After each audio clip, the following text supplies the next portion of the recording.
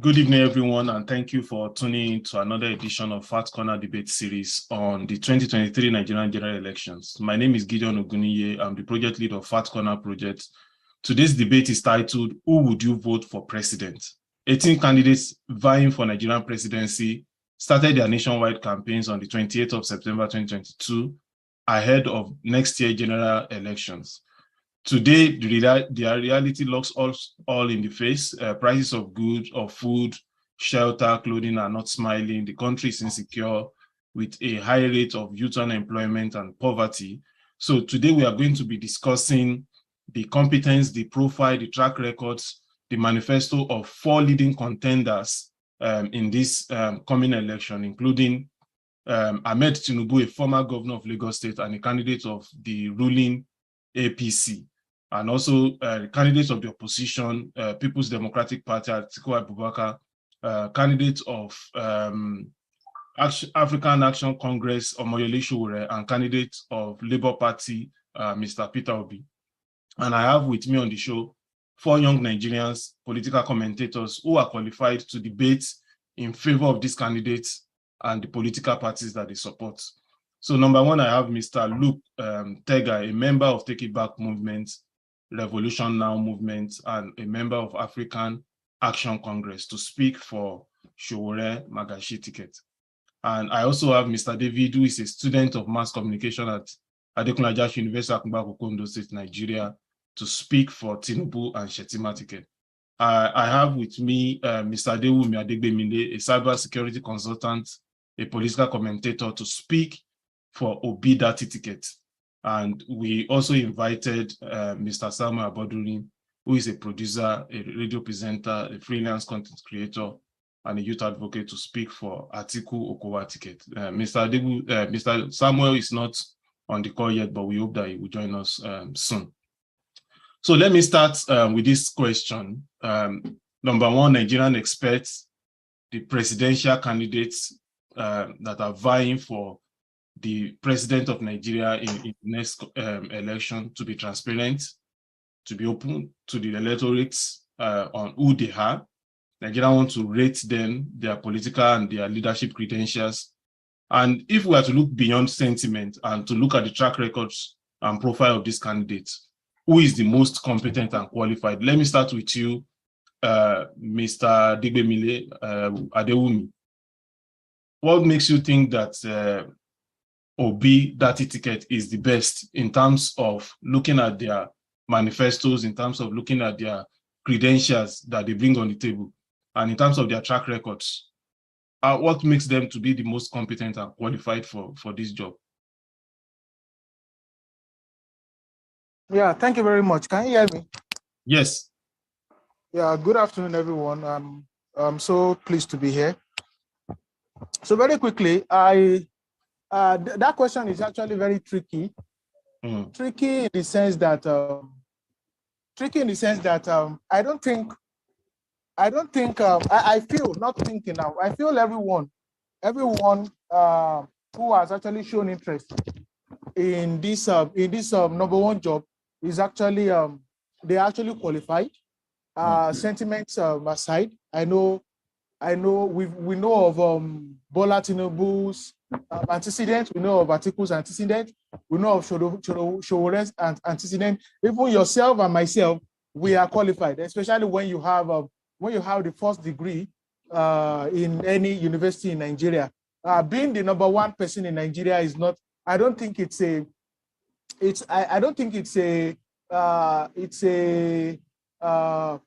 one job that is out of the ordinary. It's not you are not becoming a nuclear scientist. And one of the beauty to it is that, and these are the things we have actually been clamoring. Governing Nigeria is not that extraordinary. You understand? It's not rocket science, because one thing the African continent needs now is actually a template that is already established. And this is what the Japanese and the Chinese did. What they did simply was to come to a realization, a truth. They came together to tell themselves the truth about how their country is going, and they inspired and equipped their young population to go to the Western world to see what they are doing and have a path to the government to come back and replicate. So it is not rocket science. So buttressing your point now, constitutionally, what you need to be a Nigerian president, it's just for you to be, I think, a secondary school holder, which on its own is also a very, very bad, it's a bad precedent, because we have a sitting president who even the secondary school certificate is even questionable. Mr. Obi, Yes. what I'm trying to get out is I understand that all of them are qualified, is most competent and most qualified in relative to the other candidates that are contesting. So are you saying that Peter Obi is not in any way better than Sowore or Atiku Abubakar or Ahmed Tinubu? No, of course. Your question, I'm actually going there. Your question is in two forms: competency and qualification. Qualification, I said most of them are qualified, except for any one of them that has maybe qualification baggages or some other thing. But competency also. Obi, which I support, of course, is one of the most competent. You understand? And the reason why Obi is competent is because he has actually replicated. You understand? He has replicated most of what he has been campaigning for.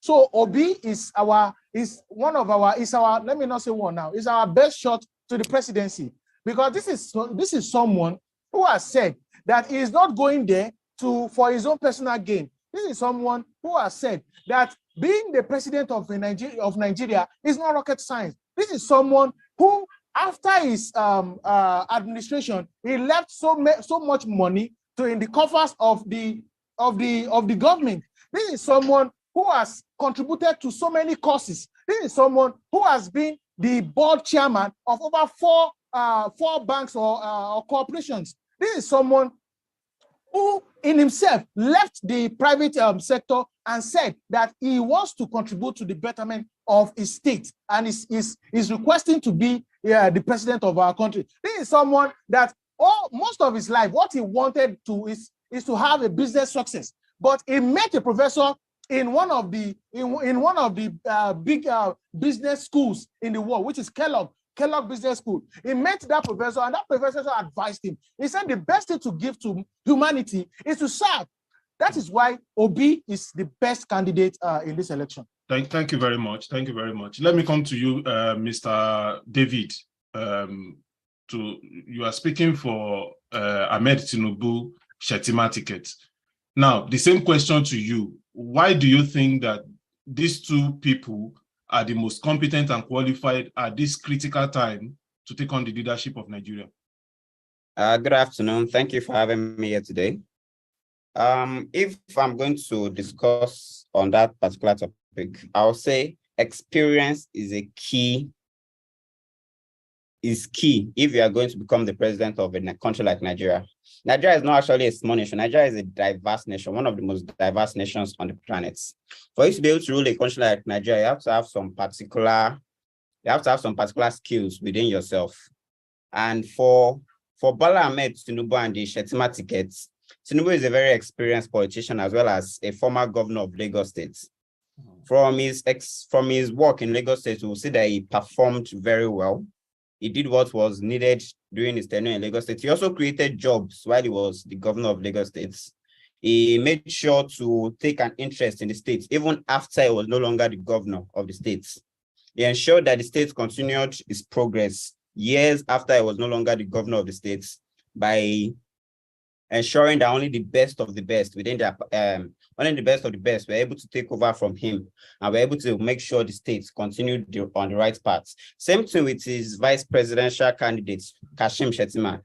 Kashim Shettima, before leaving office, handed over to Professor Babagana Zulum.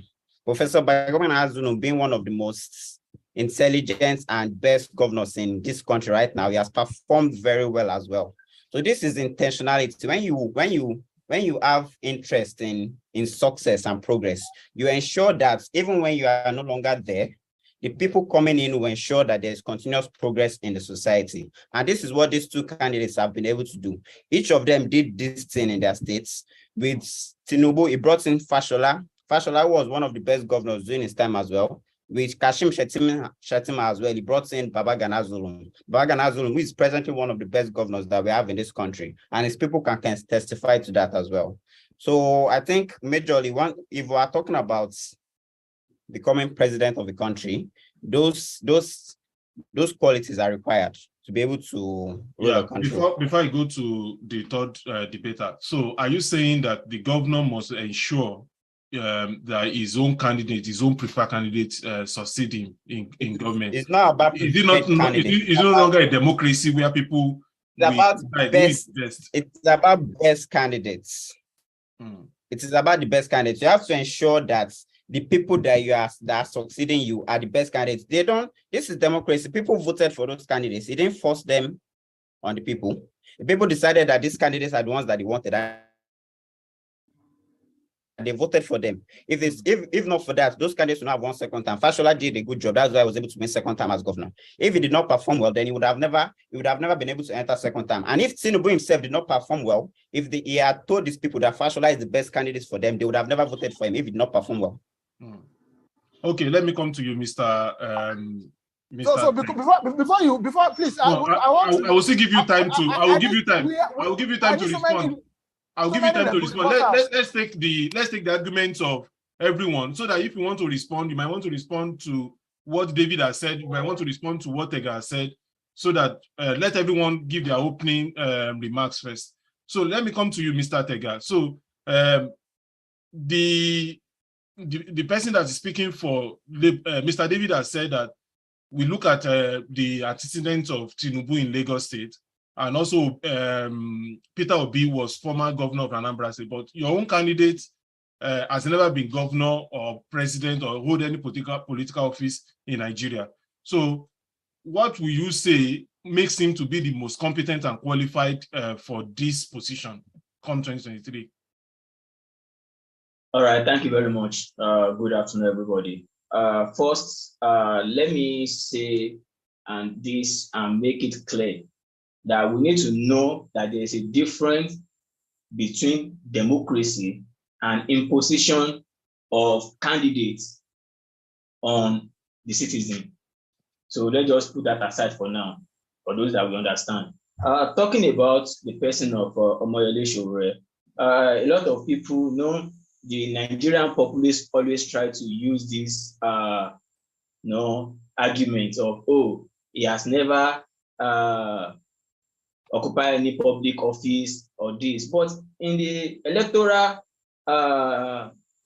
process of the Nigerian state, there's nowhere it was stated that anybody coming for a particular office should have occupied a particular public office before.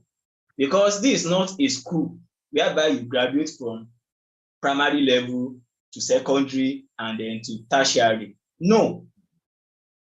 It states that you can vote and be voted for. So now talking about my candidate, people say, oh, he has no experience. But I will need to ask you this. Who should be more experienced? If not Sowore, someone who has from his youth age, at the age of 19, has started fighting and standing up for the betterment of this country, even at the crucial time of the military regime, whereby you dare not talk. At least we could see even today that we are not under military regime. If a military man should talk to you on the streets, you keep quiet. I have not seen anybody, except maybe the only people who can do that is probably the revolutionary comrades who can challenge the military in any way. So nobody dares talk at that moment. But Sowore, in those days, fought the military government, every one of them. And we saw the results.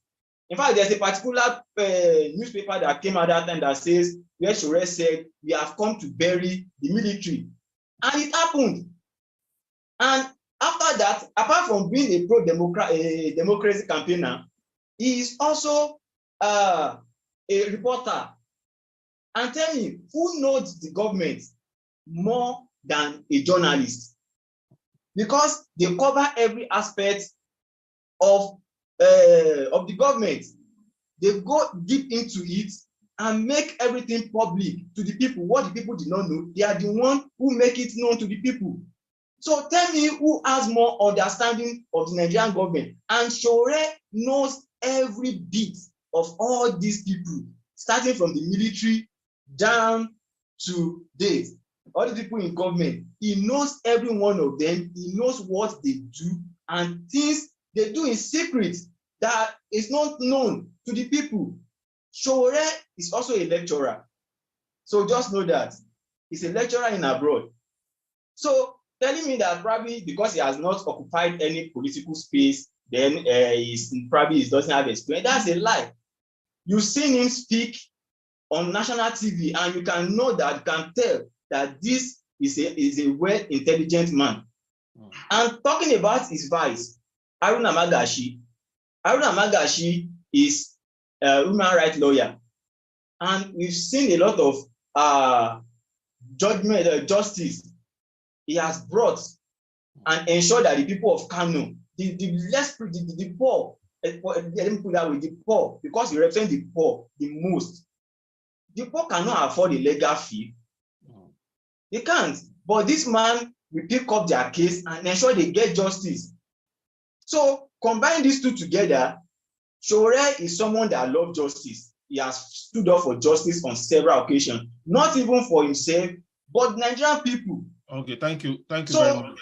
Thank you very much, Mr. Tega. I will still come back to you. So let me open the floor for each of you to respond to what the other people have said. So I will start with you, Mr. Wumi. You wanted to respond to David before now. I don't know whether you want to respond to what Mr. Tega said as well. Okay, thank you very much. So I want to respond to David first. David was talking about skill set. So I was now trying to ask which skill set is he actually talking about apart from competency and qualification. So are we talking about a skill set of godfatherism? Are we talking about a skill set of being the landlord, the biggest landlord in Lagos State? Are we talking about the skill set of trying to wrangle your opposition? Are we talking about the skill set of having the precedence of your vice disappearing? Of course, this is an allegation, and it is a very, very strong one. In Lagos, we have known of 3 candidates, both from governorship to any other senatorial district, that died mysteriously.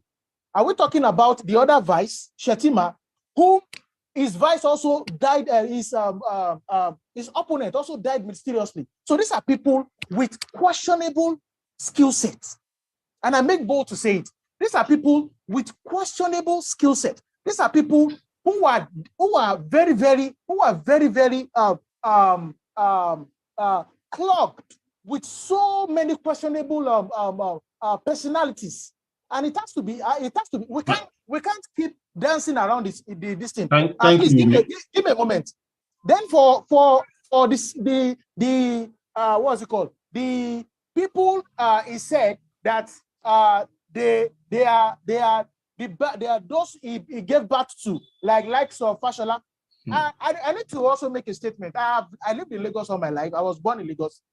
And if anybody lived in Lagos and you know the Lagos that Tinubu oversaw, it will be a pity for someone of my age or of my age group to support a candidate of Tinubu, because I know what Tinubu did in Lagos State during his tenure. And for Fashola should enjoy the grace of the first term. For the second term, it was actually out of respect and so many interventions that Tinubu allowed a Fashola to go for the second term, because Fashola did not do anything in the second term. It was the grace he had in the first term that he was able to do anything. And for Mr. Tega about Sowore, it has to be clear that fighting or civil rights demands does not make you a very good leader. For the fact that you are the type that goes to the street, immediately anything happens, does not make you a good leader. That has to be said. And also, we need to also understand that the way Mr. Sowore started Sahara Reporters in 2004, and I followed him since since that time. In fact, there was a time he had a newspaper. Sahara Reporters had newspaper that they printed. And I must say here also that so many times Sowore, he breaches the code, the ethics of journalism. So I don't see a Sowore and Sahara Reporters as a very, very professional body. I think now they've actually toned it down. I think I should let other people also respond. I don't know who wants to go first, whether it's Tega.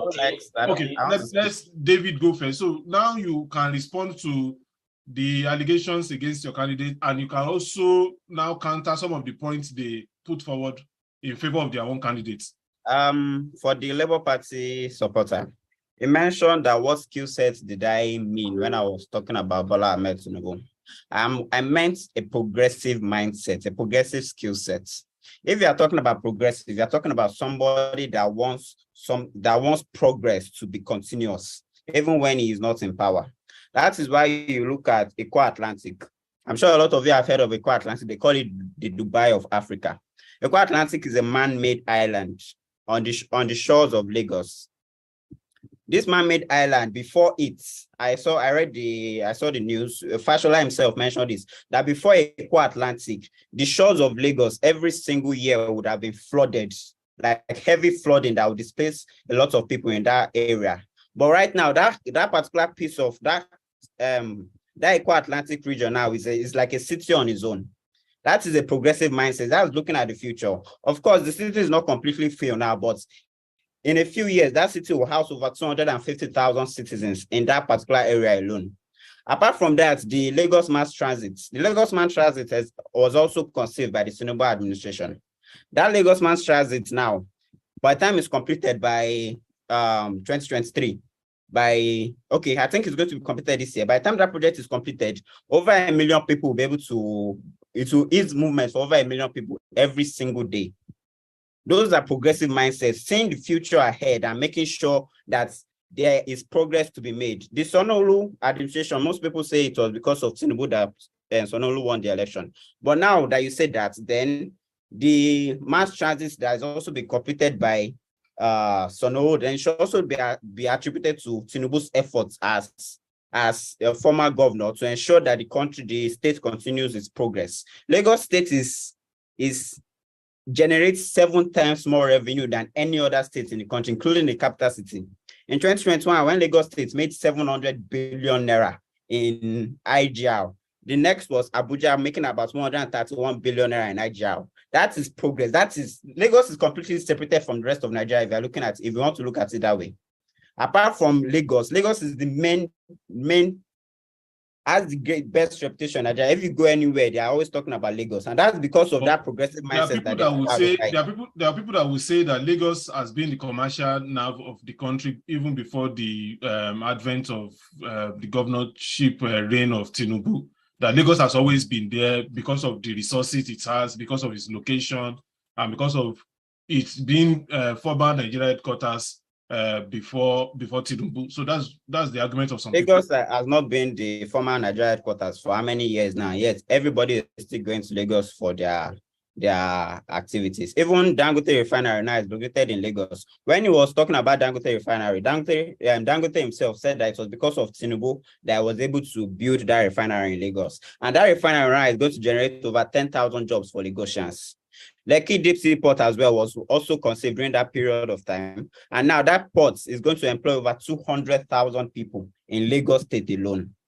These are part of the progressive mindsets I'm talking about. And if we're speaking on Sowore, I mentioned that you don't need, that this is not secondary school, that you need to go to primary school, secondary school, and university. But the essence of going to primary school and secondary school is so that you have enough knowledge to go into university. If you not pass through primary school and not pass through secondary school, there is no way you can go to university. You need that knowledge, those small experiences that you receive from secondary school and primary school to actually be able to do all these things. If you look at Sowore's interviews, you will see that most of the time he speaks like once he becomes president, he's going to have veto power to do anything he wants. Most of the time he forgets that it is the division of power. And when there's division of power, each sector has their own power, including the legislation and the judiciary. Okay, let me allow Tega to come in now. Tega, you can respond to what Wumi has said and what David has said. All right. Let me respond to what the Peter Obi supporter first said about my candidate. That fighting on the street does not mean you can be a good leader. But consistency is one thing that you should know. Sowore is not the only person who fought the military during his days. Not the only Nigerian students or Nigerian youth at that moment. But we have a lot of people of his age at that moment and who are still present live now that have joined the cabals, that have joined the people who destroyed this country just because of survival. You understand? So you saying that fighting on the street doesn't really mean you should be a good leader is totally wrong. And for the APC guy, the thing is, you claim that Lagos, Tinubu, your candidate, made Lagos what it is, and you bring up another person. See, that's the reason why I first made my statement earlier that democracy is different from you imposing candidates on Democracy people. is the people voting for the No, candidates. let him land, Mr. David. Let the guy land. Don't interject. Don't interject. So that people can hear us clearly. This is not a family business whereby you turn yourself to a father and you start making choices for the people. And you can even tell me that even in a normal home, in a house whereby the father imposes things on the children, children end up doing it just to please their father, and at the end of the day, not making use of that thing. Especially talking about their life, their career choices. You understand? And you talking about he built this, built that. Look at Lagos of today. I have not been, I can say, okay, I have only been to Lagos twice or 3 times in my life. And before, when I was quite younger, when I hear Lagos, I feel like, oh, it's a London, I need to. But while growing up, I discovered that it's just a total mess. Now you are talking about development. Where development attract is just the island. Go to the mainland, and you yourself, you know that this is not a place to be. No roads, there's nothing good there. Even the island that we are talking about. The last time I was in Lagos, that was 2 months ago. It was rain once, and the whole Lekki was flooded. And I was like, what kind of mess is this? The old drainage was smelling, and I was like, how can you have money and the whole place will be stinking like this? And you say you are enjoying it, you are in a place that is for the rich. You know, all these things matters. But you want to claim that, this one came in, he brought in Fashola big man transit, he did this one. All those things that they do, of what benefits are they to the people? And talking about Tinubu again, we are not looking for someone that will make Nigeria his family business, whereby you will now put your children and your family member to be in charge of a lot of things, to extort money from people. The Lagosians are crying now. Look at just last week, the commercial bus drivers went on strike because of the extortion. And because this man has put power in the hands of one. I think you can go to the next round of the debate. Now, let's talk about the manifesto of these people to address some of the problems that all of you have highlighted in the course of this debate. Because manifesto is important, it contains the policy that the candidate and the party stand for and they wish to implement if they are elected to govern. Let me start from PDP, although PDP is not represented here. But for 16 years, Nigerians believe that PDP failed to honor their covenant with Nigerians. Frustrated by that inability of PDP to deliver on its promise, Nigeria go with hope in 2015. Hope for a better Nigeria promised by APC, and it ensured the monumental victory of APC in 2015. Fast forward to 2022, Nigerians believe that there is still corruption, there is still insecurity, all the problems highlighted pre-2015 are still there. So it means that APC have also failed in the estimation of many Nigerians.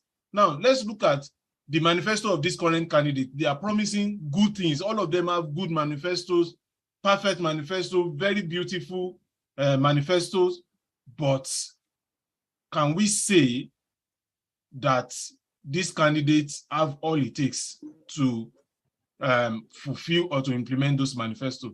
Do they have the political will? But before then, what are the highlights of this manifesto that each of you want to talk about?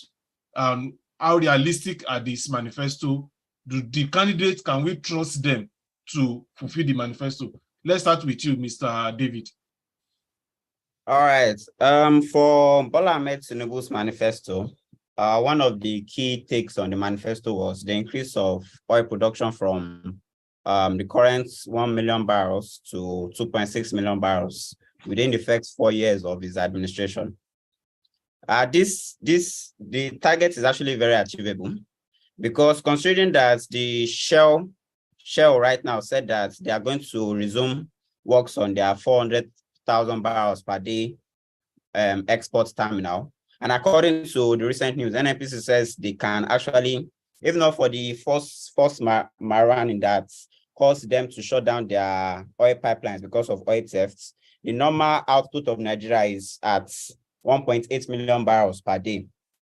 So once this issue of oil theft is actually solved and those people resume their exporting, the Nigeria's normal exports will be at 1.8 million barrels, in which they can then, within 4 years, I think it's very achievable to increase those numbers by 800,000. That would be at 2.6 million barrels. Even recently, the NNPC chairman, the NNPC CEO mentioned that by next year that they should be able to increase the output to 2.2 million barrels per day. So I think that is a very achievable goal for them. And apart from that, the mortgage plan that was mentioned on purchasing of vehicles and houses, if this is actually implemented, if it is actually very possible to implement, if this is implemented, what it is going to do is going to help the local manufacturers in the country be able to sell their cars more.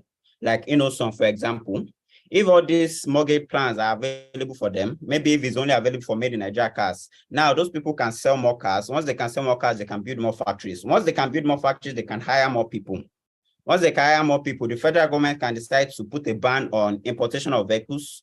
Once that happens, our import on vehicles is going to reduce by a lot. This is going to save Nigeria a lot of effects and in the long run improve the value of the naira.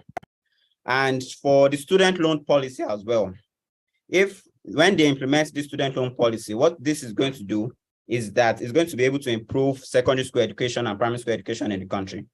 Because now federal government is not going to be able to spending billions of naira on tertiary institutions, because now they can increase school fees to the level it's supposed to be and actually earn money from tertiary institutions. Money that is supposed to go towards tertiary institutions now will be redirected to secondary schools and primary schools. So those 20 million out of students will actually be able to reduce within that period.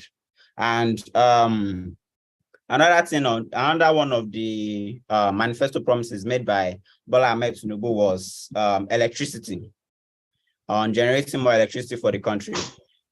Currently, we already have a Siemens deal on ground that is going to give Nigeria 25,000 megawatts by 2025 or 2024, I think. So them saying they are going to invest more on this is very achievable. So make sure to expand the grid. Thank you. And on that, again, if you look at Bola Ahmed Tinubu's history in Lagos, you will know that during his tenure as governor, he managed to establish power generation plants in Lagos. So he has done this, he has done things similar to this before. So there's nothing that says he cannot do it again on a federal level. And even then, thank you, Mr. David. Let me come to, I think you've done justice to key elements of the manifesto of Tinubu. You are talking about the revenue for government. Tinubu is going to increase revenue from oil by increasing the production per barrel to production in terms of barrel per day to 2.6 million barrel. And also the mortgage plan. And these are the key things that Nigeria wants to hear from. So let me go to Peter Obi candidacy. So what are the key highlights? What are the things that should interest Nigeria in the manifesto of Mr. Peter Obi? And does he have the political will to implement that manifesto when he comes on board in 2023, if he's elected? Moderator, please, how long do 3 minutes? 3 minutes. Yeah, 3 minutes. 3 minutes. Yes. Okay, so please, I want to use 1 minute of my time to give a little rebuttal, please. It's my time. I'm going to. That's fine. That's fine. So number one, the APC representative talked about progressive mind. That the leader of the APC, the President, is the progressive. I must say today that on this call that Bola Tinubu has nothing progressive in him again. Probably in the days of Nadeko, he was progressive. Probably in the days of he funding Afenifere, he was progressive. But the Bola Tinubu of now is a villain. He is not a progressive. And progressiveness should never be put in his name again, because this is the same Bola Tinubu that finished Afenifere, that grounded Afenifere. And I know that everyone on this call knows the position of the real Afenifere today. Next, we talk about Eko Atlantic. Eko Atlantic is in my backyard here, along the Lekki-Aja corridor. This is Eko Atlantic that was funded by corrupt proceeds in Lagos State through the PDP administration. And when just to note that you have used 1 minute out of your time, you have used 1 minute. It's not yet 1 minute, sir. I have 1 minute on my own stopwork here. But okay, just allow me. So this is a co-Atlantic that was funded by corrupt proceeds before Muhammadu Buhari entered, and he actually stopped. He stopped the FX and everything going into that Atlantic. The average man will never purchase a bread in Eko Atlantic. This is Eko Atlantic that is a $1 trillion project that Nigerians will never smell. And that project is going to be grounded. That project will not see the light of today. And when the light of Peter Obi comes, he is going to stop such criminal enterprise. So next is the IGR he talked about. Yes, it is very easy for people to talk about Lagos IGR, but they are always very quick not to mention the debt burden of Lagos State. Lagos State has a crazy debt burden. Go and check. Go to the You have 1 minute more, Mr. Wumi. With little, they have not told us anything about Peter Obi's manifesto. Okay, let me quickly go to Peter Obi's manifesto. I still have some. No, let him use his time. Let him use his time. Yeah. He has a 7-point agenda manifesto. Number one is to secure Nigeria. I don't know the kind of. I don't know the wristwatch you are using or the stopwatch. It is actually very fast, which I don't understand. So it talks about securing Nigeria and ending banditry and insurgency and uniting our nation, our dear nation, to manage our diversity, such as no one is left behind. We understand. And I need to make on this call that I almost got kidnapped in the last 2 weeks when I was going to Osogbo. The Lagos-Ibadan expressway is actually a death trap. This is a failure of government, a failure of the combination of the PDP and the APC. Peter Obi has also come that he's going to make production-centered growth for food security and export, moving Nigeria from consumption to production. We know that already. Thirdly, he talked about restructuring the polity through effective legal and institutional reform. We understand that the APC-led government is always interfering with can Nigerians trust Mr. Peter Obi to implement these policies that you are talking about? Very well, bro. But let me quickly round off our agenda. So to fight corruption and enthrone rule of law, and all really been very, very reckless through the Malami this thing. He is very, very reckless. Not ascending to court orders and court judgment. Then Obi has also said that. Thank you very much. Thank you very much, Mr. Wumi. Thank you very much, Mr. Wumi. Let me can I finish my agenda? Let me go to Mr. Tega now, so that we can allow everybody to contribute before the time goes. So let's talk about the manifesto of AAC, the candidate of AAC, Mr. Sowore. So what are the things that you want Nigerians to note in this manifesto? And can we trust Mr. Sowore to fulfill this manifesto? All right. Thank you very much. I hear someone saying that PDP and APC destroy this country, of which their own candidates and the vice president candidates were part of PDP yesterday. So they are pointing accusation finger at PDP and APC now.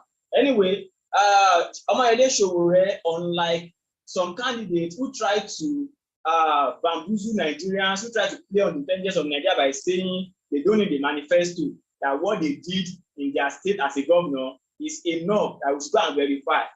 Sowore has his own manifesto ready. He was born ready. And the manifesto goes as we call it Spicer Eat, which the S stands for security, power, infrastructure, corruption and public sector reform, economy and job growth, restructuring. We have healthcare, education, agriculture, technology and tourism and culture. So these are the highlights of our manifesto, and it has been there. In fact, it's on the campaign website, Sowore2023.org. So you can go read more on it. But when it's time to lay emphasis on all these things, I will give it to us. Thank you very much, Mr. Tega, for keeping to time. Let me announce that we now have somebody to speak for PDP, which I would like him to join the conversation. So we are talking about the manifestos of the top leading candidates in this election. So welcome on board, Mr. Samuel. I know that you are in a campaign rally or something. So I want to ask you, for 16 years, people said that PDP failed Nigerians, and that was why APC was voted in 2015. Although sections of Nigeria are now saying that APC has also failed Nigerians. Now, PDP has come out to say, I don't know the tag of their manifesto again. Is it take it back or something like that? I can't remember. So why do Nigeria need to trust PDP now? Looking at the manifesto of Atiku Abubakar, should Nigerians trust them that they will not fail them the way they failed Nigerians for 16 years before APC come into power? All right, thank you very much for the question, and sorry for coming late on the show. Actually, talking about what Atiku intends for Nigeria, and the previous 16 years spent by the People's Democratic Party in, you see, a lot of Nigerians, most times we follow the agenda, being set by the media, and that is the reason why, PDP was, let me say, use the word, bullied out of government back in 2015, because, the propaganda and everything that we have on the social media, the reports on daily basis and everything, were, critically against the government of the PDP. And that was why, the change mantra and everything that happened back then, it was staged. And obviously, some people wanted power, so they downplayed every positivity in that government to ensure that the government was sent out. And that was what happened. And now Nigerians have realized they made a mistake by voting in the APC government, because over the years, over 7 years now, we've seen what the government is capable of doing. And of course, an average Nigerian today wants a change to the change they elected in 2015. And that is why Atiku, who was vice president in the PDP government during the time of Olusegun, is representing himself. He has been presenting himself for Nigeria. Sorry to interject you, Samuel. Nigerians will say that if they want to change the change, why not consider Sowore or Peter Obi now? Why should they go back to PDP? Yes, I was coming to that, and that is why this time around, Atiku, Nigerians need somebody who is vast experienced and has the qualifications to take this country to the apex in terms of glory. Because if you look at the situation under APC, the situation has become very, very worrisome. And it is not time for us to do, trial by error, or to just test anything that, let's see how it goes or not. No, that is not what we need at this time. We need somebody that has been in the field, that understands how Nigeria operates, that understand the identity of Nigeria, that understand the peculiarity of the ethnicity, religion, and everything that has to do with Nigeria. And that is why Atiku has presented himself as the unifier, who is able and capable and experienced. He has practiced as the vice president. He has been in the system since 1990. Sorry to interject you again. What do you say to people that say Atiku has not unified his party? 5 of the governors in the party have working against. They've claimed that they are working against the party right now. 5 of the governors. Let me say this. There's no political party in Nigeria that will not have internal issues. Now, everything that you are seeing that is happening in People's Democratic Party today is something that is not strange. If you go over the internet and browse about the shamanship of PDP or whatsoever, it has always been like this. It's always a war. The only peculiarity now is because we have election very close to us at when the issue is coming. Okay, so that is. Thank you very much, Samuel. Let me give 1 minute to each person. Let me give 1 minute for rebuttal to each person to respond. So I will start from Mr. Tega. Do you want to respond to what any of the 3 other debaters have said? 1 minute. Okay. The PDP guy said Atiku is a unifier and he's coming to make change. You know, the same Atiku that was a vice president with Obasanjo, where they make Nigeria, they brought billions of naira to bring darkness to Nigeria, and they destroyed the Nigerian educational system by bringing up private university owned by them so that they can destroy the Nigerian educational system. This is not the kind of person we want. We call him a unifier, someone whose a lady was killed and you tweeted and the next thing you deleted it, which shows that you don't have a say of your own. And it shows that you are biased. This is not a unifier. I will tell you that the only person that should be called a unifier in this process, in this time, is only Sowore, because Sowore. Thank you, Tega. Okay, thank you, Tega. Wait, Samuel, to come to you. Let me come to Wumi first. Wumi, do you want to respond to what any of the 3 debaters have said?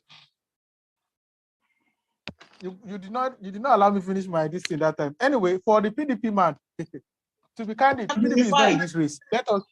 Let us be frank. PDP is not in this race. So I think they should go and put their house on. I see PDP as that parable Jesus Christ said, that he wants to go and this thing, that he said you should go and bury your dead first. You understand? I think PDP should go and bury their dead first before they come forward for an election, because we're actually in serious business. We are not here to settle family issues in Nigeria now. So also he said, so I want to create another rebuttal on Shetima. So he said Shetima is cosmopolitan. I've forgotten how he described it. The Shetima we know, the Shetima I've done research on, is actually the most unclout, indisciplined politician of our time. So this is someone that has transformed from one of the best banking executives that we know to become someone who can just come to the public and just make unfounded, very petty, silly, unpresidential, unvice presidential statements. So you cannot, and same goes to Sowore. Sowore talks loosely. Sowore does not read. He does not read the room before he makes certain comments. Is it last week or this week? In a burial this thing, he was making political remarks. So Sowore could be petty at times. So these are the things we are actually okay. Let me come to David. Let me come to David. David, 1 minute, please. Yeah, on Peter Obi. Peter Obi himself came on live television to say that he does not have a manifesto, that he doesn't need a manifesto. We're talking about what is in a race to be the president of a country. Even an SUG governor will not come online and say that he does not need a manifesto to become the president of a country. That is unseriousness, if you ask me. No serious candidate will come on live television to tell Nigerians that he does not have a manifesto to govern a country of 200 million people. How many? That is not correct. What he said was that he said it himself on live television. He does not need a manifesto. That he did not want to break his promise. A manifesto is not. He said he can. Why would a manifesto not be a requirement? So he never said he doesn't have a manifesto. Yeah, becoming the president of a nation. Why would a manifesto not be required? Let David land. Maybe when you are asking another question, you can use the period to. If you don't have a manifesto, what do you want to go and do there? What's the game plan? Nigeria has a lot of economic issues right now. You are going there and telling them you don't have a manifesto. That when you get there, you know what you do. Who does that? Nobody does that. That's now you rule a nation. You cannot come online and say that you don't have a manifesto to rule a country. I say we should go and check Anambra State. Anambra State today, there's nothing in Anambra State today that I want to use to compare the country. What's in Anambra State that I use to compare the country? Didn't you see the video a few days ago of Anambra State that they were using buckets of water, a tank of a fire truck, instead of a standard fire truck, they were using buckets of water from the fire truck to quench a fire. Is that the Anambra State we want to go and meet? Peter Obi saved money in Anambra State with their horrible, the roads they have in Anambra are not the best. Peter Obi was not responsible to build a dam. Why the state had low infrastructure? The state didn't have enough infrastructure, and you are saving money. Who saves money when the state does not have infrastructure? Nobody does that. Okay. You invest. You save the money from criminals. Okay, Mr. David, thank you. Let me come to Samuel. Samuel, do you have anything to say? 1 minute to counter.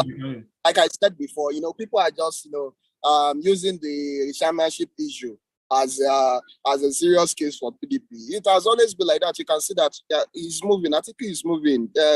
Are you being the chairman or not? We're not stopping from contesting. And Nigerians are not the ones to settle whatever is happening in PDP or not. The PDP will handle itself. Atiku is presenting himself as a candidate under that platform. So whatever happens in that, yeah. But for Nigerians, what we expect from Atiku is those things that he has listed out in his manifesto. And priority of that is the resuscitation of our economy. This man are participating in a government that on the usual negative side of the economy. Okay, let's talk about the last. Let me ask the last question now. I think the three most important issues to Nigerians, especially young Nigerians, recently are the issue of security, unemployment, and education. We want a country where people can go to school, where academic calendars are not distorted by strikes. Young people coming out of university, they want job to do, and everyone wants security of lives and properties in Nigeria. So which of these candidates can Nigerians put their hope in to ensure that we have security and we tackle unemployment and we also have good education system? Can I speak first? Okay. Who wants to go first? On the issue of students not wanting their educational calendar to be affected, I'm going to refer back to the student loan policy by Bola Ahmed Tinubu. That student loan policy is going to ensure that all this issue of strike is non-existent, because now the government is going to be able to afford to do all those things that they could not do before. Right now, the government's inability to invest in infrastructure and also to pay the salaries of lecturers well is because they do not have the funding for it. But now with student loan policy, students can now take out loans for their education for the price that they're actually supposed to pay for their education, because education in Nigeria is one of the most subsidized in the entire world. If you go to any other country in the world, they will not have education as cheap as Nigerian education. You can check anywhere. But with this student loan policy now, the government can ensure that the student school fees meets the infrastructure that they demand, that the student school fees meets the paycheck of the lecturers that are teaching them. So this is going to completely eliminate any kind of issue with ASU strike and the rest. And on security, when Bola Ahmed Tinubu started his campaign, then what he mentioned the most was getting more personnel in the military and police. And this is what Nigeria needs right now. Nigeria is a country of 200 million people, but we have only 200,000 soldiers. That is very poor for our population and the land mass in Nigeria alone. We need more soldiers on ground to be able to ensure security of lives and property. And the main reason for security is because of the economy. Insecurity is because of how the economy is right now. Once Bola Ahmed Tinubu with his strategies are able to revamp the Nigerian economy, most of these issues of kidnappings are going to reduce. Boko Haram already, the activities are reduced by almost 70% since 2015. From almost 7,000 deaths in 2015, their activities reduced to only 1,000 during this year. So most of the Boko Haram members have already been wiped out, and that's because of the investment in security in the Northeast. That's why the Northeast will support APC in the coming election as well, because we have invested a lot in weaponries. This administration. Before you finish your time, let me ask you about the student loan scheme.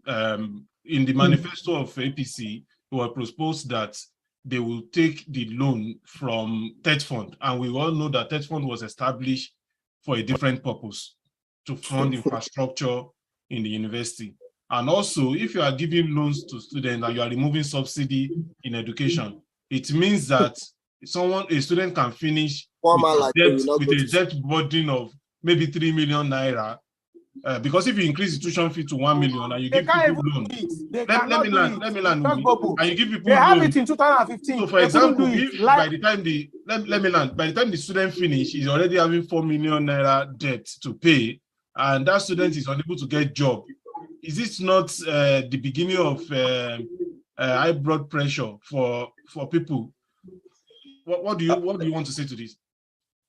The government has already discussed on getting more revenues for Nigeria, and their policies, the policy formation of the administration is aimed at creating more jobs for the people.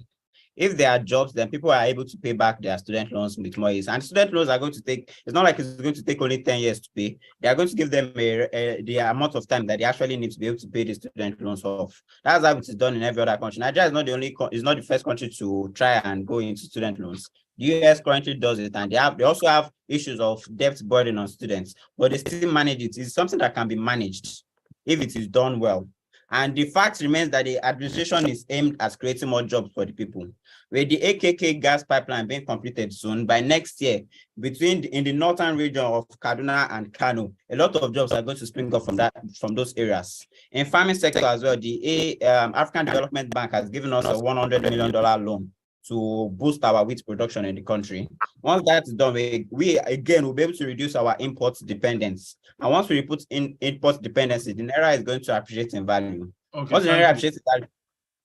Thank you very much. Let me come to you, Wumi. So what would you say is the policy of Peter Obi to tackle the problem of insecurity and also employment and education? Okay, thank you very much, Mr. Moderator. First, I want to tell David, when the moderator was introducing him, he said he's a student in my alma mater, and I was putting one or two together. That I'm sure that David is also planning to graduate to come to the labor market. And as for myself, I'm an hustler, I'm an IT person, and I hope all these promises they have given to you, when you come into the labor market, it would have been materialized. So I'm just trying to put that one outside. So for Peter Obi, security, Peter Obi has actually said it. I think David also touched one of the things Peter Obi will do. Of course, we need to the ratio of policemen to the citizen is actually abysmal. I think it's more than 1 to 200,000, which is very, very poor. I think it's more than even 400,000, which is very poor. And Peter Obi has said he's going to, of course, we need more personnel. But one of the things Peter Obi do hammer on is intelligence. You know, one of the things I see in this security issue is actually compromise and the willpower to do what is necessary. You cannot tell me, even as a House of Rep or Senator, you get intels every day. You get intels, but we have a security network that is being compromised. A security network who are even very emboldened and they are very powerful to even confront the motorcade of the president. So we are in a state of sorrow. We are in a state of disappointment when we have a president, when we have a party that is seeing the problem and not confronting it. So that is one of the greatest. It is one of the greatest evil for a president to actually, for a party, for a group of people to actually do to his city. I told you I was almost kidnapped last 2 weeks between Lagos and Ibadan. Those people killed people. They killed people and massed people into the forest. So it is very, very.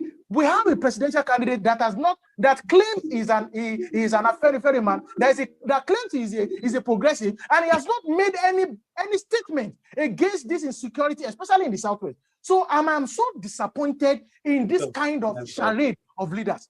So next is unemployment. Of course, Peter Obi has actually said that he is going to take us from production. From consumption to production. So he has also said that we have a problem of MSMEs. we have a shortfall of micro, small, and medium enterprise. Go and look at South Korea. Go and look at Japan. Go and look at China. Go and look at Singapore. This is the way they were able to pull people out of poverty. This is the way they were able to. And I need to say here that with the report I have read, with the research I have done, most Nigerians that are even educated are actually under-educated. Go and look at the report. Most Nigerians have less than 500,000 naira in their account. Okay. So only 2% has over 500,000 naira in their account. So you can fact check me and go and do this research. So Nigerians has never had this. Thank you. So next one is education. We know what Obi has done in Anambra. He's going to replicate it. He took Anambra from the 26th position to the 1st position. So this thing is just in Anambra to give the school to missionaries. If that is what let's come to PDP. Let's come to PDP. Now, yeah, Samuel. Let's come to you, Samuel. So now, how will Atiku tackle the problem of insecurity, the problem of unemployment, especially youth unemployment, and the problem of I'll start with the economy. I'll start from that aspect. Atiku himself is a business person. He's a technocrat, and he has been involved in a government that, in time past, sorted the bills of Nigerians and revamped the economy. And that is what he's saying again, that he's still here and ready to, replicate the same that he did as the vice president. Remember, he shared the committee that, overtook the committee that led to the renaissance of the Nigerian economy back then. So he's still very much available. And one thing about Atiku is this: he picked those people that worked with him in that economic team, and he's still very much, open and very active in picking the best hand to work with him on anything he wants to do. And for sure, once he has the right people with him on the economic team to rejuvenate the economy of the country, definitely the security, we also, witness something that is very positive. And that is why he has, one major thing in his manifesto that he has talked about is security. Because security in the country as it stands is something that nobody can sleep with their eyes closed. Nobody. You can't even try to do it because no road again is safe. Just recently, we heard what happened along the Lagos-Ibadan Express Road. So Atiku is coming with an economic resuscitation policy that will also aid us in tackling issues of insecurity in the country. Now, he has talked about so many things that he's going to do in the security architecture. And one of those things he said, he talked about restructuring. So restructuring will also affect the security architecture. Once you have a restructured country, you have a good economy, and it is easier for you to tackle issues that has to do with securities in the country. And of course, talking about the last part, talking about youth and unemployment. Now, Atiku as a person is someone who he has worked with a lot of youth in his team. Presently, you have countless of youths working with him. Is somebody that, he believes in creativity. If you look at the people handling his campaign and everything, that is why you see him. He won't make noise like some people that will be talking about Agbado or whatsoever on television or radio, or talking that they don't have manifesto, or that will be saying, they will ask them one question, I'll be saying another thing. No, he does everything as a leader. And of course, youths will definitely benefit if you have a good economy and you have good structure in terms of security. You see, youths will be able to work and, of course, live to their full potentials because there is avenue for them to do that. So once we have a good economy, which we are sure everybody knows, even Obi knows, what's it called? Tinubu knows that Atiku, when it comes to economic resuscitation, is the best man, unless they want to deceive themselves. They've made these claims over time. So they've talked about this thing. Because youth will be the major. Tinubu has called on Atiku to step down for him. Tinubu has called on Atiku to step down for him, that he believes that he's the best candidate for the job, and he has called on Atiku to step down for him. So, but I think this is where we call it a day for today. I must appreciate. Actually, I want to mention just one more thing. One more thing, please. One more. Then I will need to go around again. One more thing, please. One more thing. One more thing in 30 seconds. One more thing. Yeah, thank you. Peter Obi mentioned taking Nigeria from production to consumption, but he failed to remember that he himself has not taken himself out of consumption to production yet. See, now Peter Obi is one of the largest importers of products in this country, products that can actually be made within the country, but he could not take himself out of that that particular position to make himself a production expert, but now he wants to do that to Nigeria without telling us how he actually intends to do it in the first instance. Go and look at the kind of product. Go and look at the kind of product. I think you have mentioned that one thing. You have mentioned that one thing, David. So, Wumi, do you want to respond also in 30 seconds? He should go and look at the kind of product Peter Obi is importing. When he does that, we'll get back to this debate. So let us not make some statement at this thing. So, and about 30 PDP, seconds. So you have 15 seconds. About PDP, that the PDP man was talking about this thing, that he said people were talking this thing. Yes, Peter Obi has to talk, because we know we have a PDP candidate that doesn't talk, because we know that it is actually the youth that is actually running everything for him. We don't want a president that will not come. They won't come for debate. They won't talk, and even when they talk, they will start. Over to you. So we don't have that kind of over to you, Samuel. They say your candidate doesn't talk. He talked through his surrogate, his proxies. That is obviously not correct, because we have seen him severally. He has not missed any of the debates, except I think the last one, and he had a function in the United States. That was why he sent, was he in the United States or in which of the states? That was why he sent the vice president candidate to represent it. That was the only time there has been absent in any public engagement. Atiku doesn't make noise. Everybody knows this. He says what he wants to do. He works towards it, and he does it. That is why he's not bothered about anything that is happening in the PDP. Or whatever the APC as vice president, Atiku had only one job, and which was privatization. Thank you, everybody. Thank you, guys. Property was billions. We sold it for millions. Thank you, guys. I think this is where we call it a day for today's debate. I would have loved that we continue, but because of time, we have to call it a day. Let me say that to our audience, that to see our previous edition of this debate series and other presentations of Fat Corner, please follow us on social media, Fat Corner on Facebook and YouTube, and you can also visit our website, www.fatcorner.org, to know more about Fat Corner. And let me thank you once again, Mr. Wumi Adegbemile, Mr. David Akinlolu, and Mr. Samuel Abodurin. And let me also thank Mr. Tega Luke, who I think because of network problem has been logged out of the call. Until we meet again next time, bye for now. Thank you for having me.